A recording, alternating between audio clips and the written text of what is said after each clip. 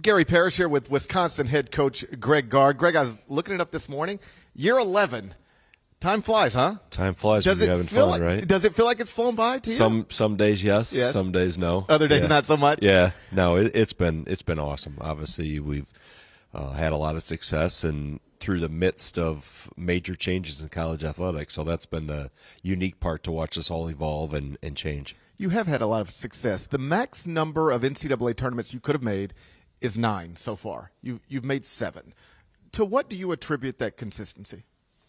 I think just the culture is, and I know that word gets thrown out a lot, but I think, our success over the last 30 years as a program, as you go back through even previous head coaches, was tied to very similar things in terms of, how we do things at Wisconsin, who we recruit, the type of people we recruit, to a degree how we play, and understand. We've all understood what it takes to win at Wisconsin, and it's unique. And just like I think every job has its own unique quirks about it, Wisconsin is very much in that mode, and we've been able to retain and hold on to that culture even amidst all the changes that are taking place in college basketball. Obviously, you were a part of that culture as an assistant with Bo Ryan, the Naismith Memorial Hall of Famer. What did you specifically take from him as you try to replace him, but also just keep going what it is he built and took to a pretty good place? Right. Yeah, I think it's the teaching of the fundamentals. I think obviously Bo was so well known for, and I think keeping that, like I said, the anchoring, that's part of the culture, of what we want to be about. And really, I think I've always thought the game has been, overcoached and undertaught, and Bo did such a great job of teaching the game and not trying to overcoach. And then also at the same time, you mentioned how do you walk in your own shoes, so to speak, and evolve. And we've had to evolve and kind of change and grow as the landscape has changed, whether it be portal or NIL or just even how we've evolved offensively and how we changed how we played offensively. And it's all been anchored back to the core fundamentals and the principles that, I was with him for 23 years at 3 different schools, so I got a front row seat to a lot of different things. So it's been good to be able to anchor back to that, but at the same time understand we got to keep moving forward. How often do you keep in touch with him now? How's he doing? He's doing good. His golf game would probably he'd like it to be a little better. We all would. I played with him not too long ago in early August, and he hit it right down the middle. Okay. Doesn't go as far as it used to, but that's probably good because that way he doesn't have to worry about which fairway it's in. I know the feeling. Sometimes, being 200 in the middle is better than 260 Absolutely. Somewhere else. You mentioned, overcoached, undertaught, and I read some quotes connected to this year's team where you feel like you've got a group that you're not going to have to call a lot of plays for, that they know how to play. You said that you don't really need to teach them how to swim. They can swim on their own, I think is the quote. Expand on that. What kind of group do you have right now? Yeah, very experienced group. Yeah. Even though, we brought in 9 new faces, 5 of them are transfers, 4 of the 5 transfers are seniors. So they've played a lot of college basketball. And the one non-senior was the freshman of the year in the West Coast Conference in Austin Rapp. So a lot of experience came in. We were able to retain, obviously, Winter, Blackwell, and Janicki, which was huge for us, and they've all taken jumps in their game. So in terms of what we've been able to add with those 5, like I said, the transfers that have come in, 4 freshmen, 2 internationals of the 4 freshmen, and international players are not their brains are a little more advanced in the game than what maybe Americans are in terms of the training and development and the levels that they've played at, and they played for their national teams both in Lithuania and in New Zealand. So it's a unique combination of talent, experience, size. We're big across the board, and as I mentioned, be able to, they understand how to play,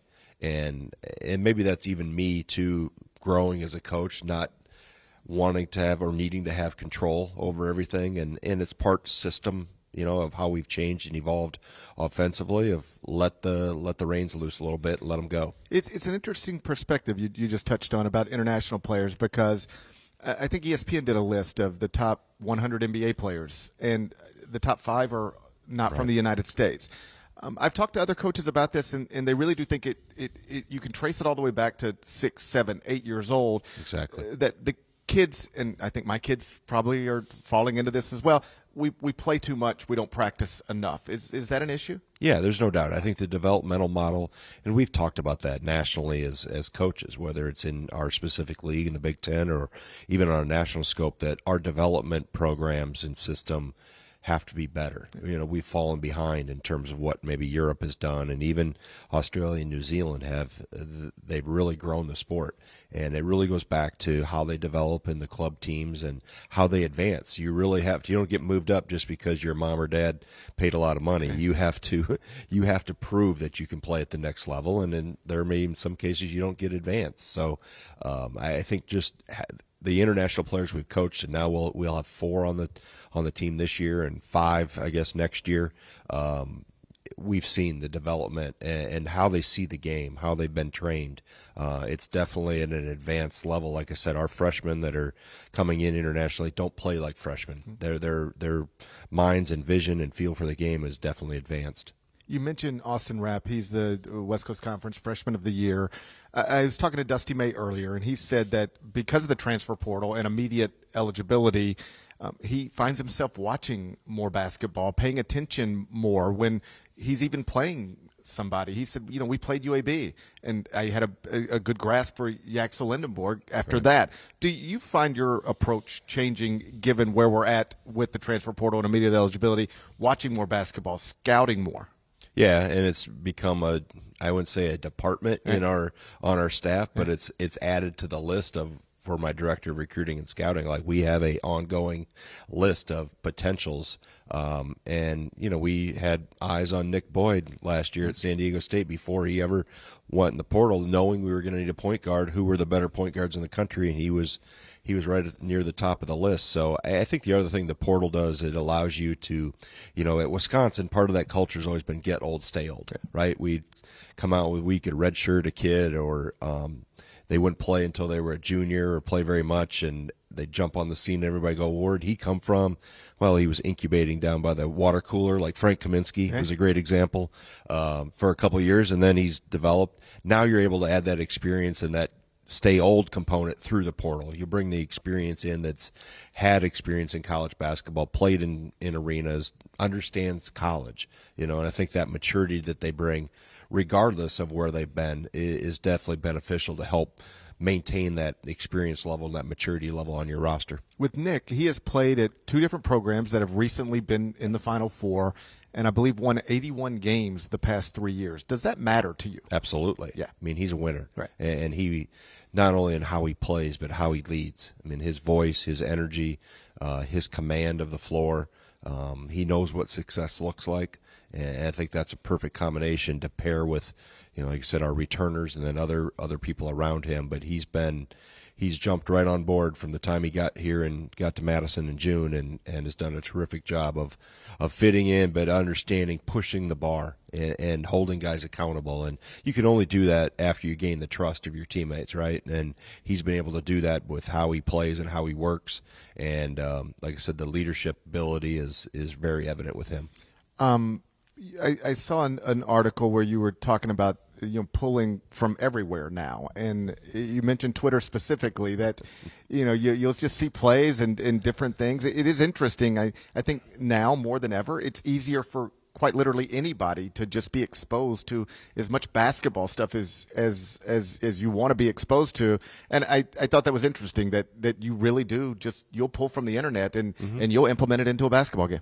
Yeah, I mean, I think I look probably, and I pass on a lot more than I ever dig into, but there's so much out there now on social media, and obviously whoever's creating those, kudos to you, and you have a lot of time on your hands to go through that much film and pull things. But I'll kind of survey, and like I said, I'll brush over things, and maybe you get overexposed, so to speak, and you spend too much time looking for, the magic wand, so to speak. But if you find something that fits, and I always look for something that fits, I don't want to go way out of the box and way out in left field to just because something looks cool on Twitter or X. But if I find fits and how it can fit into what we're doing and maybe elevate us another step, I've, got a pocket full of new surprises ready to go. I think perhaps the biggest thing people noticed about your basketball team last season was that you played faster. Right. I think got into the top 150 in tempo at KenPom.com. Is that the way Wisconsin plays basketball now, or was that a one-year thing? No, it's how we've evolved. Okay. I think it's a combination of a lot of things. Knowing that, just looking at the landscape, if you want to play and get to a Final Four level team, you're going to have to score. You know, you're going to have to be in that top 10 to 15 offensively. And I think we ended up 12th offensively, 24th defensively. So we were still really good, third in the Big Ten defensively.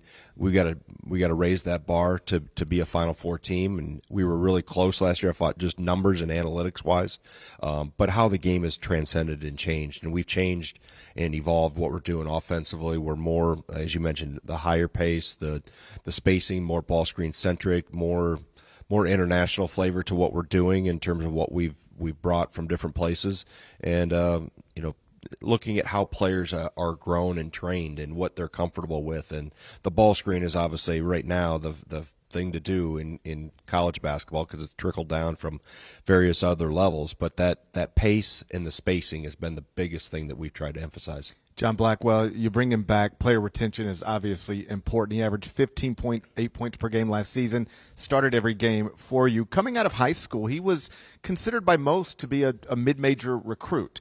You saw something that other people didn't see. What is it? I think number one thing just was what type of person he was and is.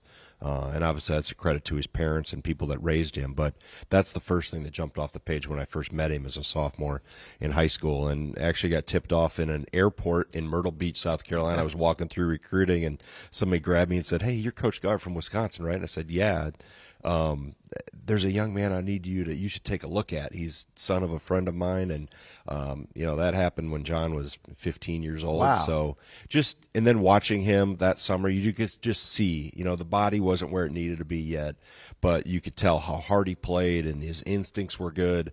And then you get a chance to meet him, and we always do really well with good people. We seem to always hit the lottery when we have really good people in our locker room, which we've had a ton of them. But John just embodied and understood and saw things in a very mature way, and I think appreciated the fact that we were there early and consistent, and really he understood that we could really develop him. And I think that was a big thing, that he will really skyrocket in our program in terms of how he's improved, and he has done a phenomenal job. I mean, he's going to be one of the better players in college basketball this year, and it's credit to him because he's put a lot of work into his game and really improved it. Does the person from the Myrtle Beach airport know he helped change Wisconsin basketball? Well, if he helped change it, but you're always every recruiting story has its own little quirk, right? Sure. Its own little unique story, but that's one that kind of fell out of the sky, so to speak, and you got tipped off early on somebody that was going to be, had a chance to be pretty good. But the credit goes to John, really, because he works. He's a gym rat. He loves the game, and he came in from day one with a very mature approach. He played for me as a freshman, which is hard to do in college basketball to make an impact. But now he's evolved and grown, where he's a leader on this team and going to be a force to be reckoned with. I mentioned you've made 7 of the past 9 NCAA tournaments. You're in the top 30 of some computers heading into this season. I've got you in the top 25 and 1 at CBSSports.com. What does success look like to you this season? Well, I think, we're trying to chase the mailman that apparently is delivering the trophy already to West Lafayette. So we're trying to intercept his route, and I would expect us to contend. Yeah. I think we're good enough, we're talented enough. Things got to go right? You can't get the wrong guys hurt at the wrong time. You've got to be able to make shots and at key times in big games. But we have a really, really good group. It's deep. It's big. We got experience. I really like this group. It'll be a little different than last year. Last year we had the emergence of John Tonje, and this year I think just with the point guard play of Nick Boyd, and you combine him with Blackwell in the backcourt, and then how our front line has evolved and grown, and how we play now, I think it's, we're going to come at people, and this group is fearless. I get asked a lot, what in one word can you describe this group? And I would say bold, fearless. They know they're really good, and now you got to go prove it. You got to play the games. All the preseason stuff is great, but you got to go prove it on the court, and this group is ready to do that. Greg, I appreciate your time. Thanks for being here. Thanks, Gary.